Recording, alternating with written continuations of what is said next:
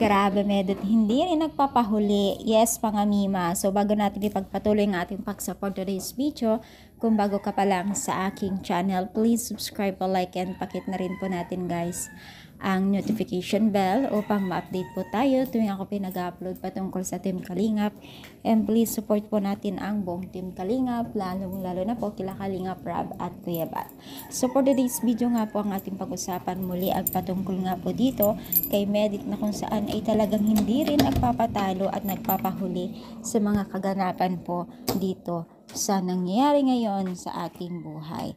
Itong si Medit ay hindi rin nagpatalo, talagang nagbigay din po at tumulong din po sa mga netizens na nasalanta ng bagyong Christine. At as you can see naman, isang grupo sila na talagang naghahagilap ng matulungan at nag-aanda po parang ibigay po sa kanila ito. Sobrang dami po kita nyo naman po kung gaano po karami po ang tao at kung gaano po karami yung kanilang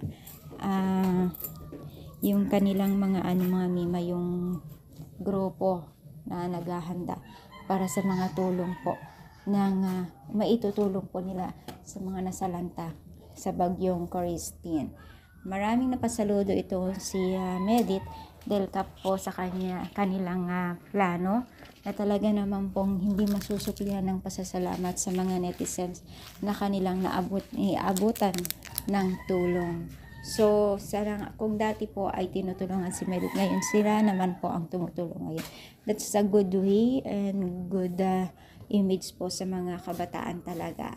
No, sana nga tuloy-tuloy ang kanilang ganitong pamamaraan at lakaran, no? So, ano masasabi ninyo? I-comment down, palike pa ang ating video. Thank you, more power, and God bless all, guys.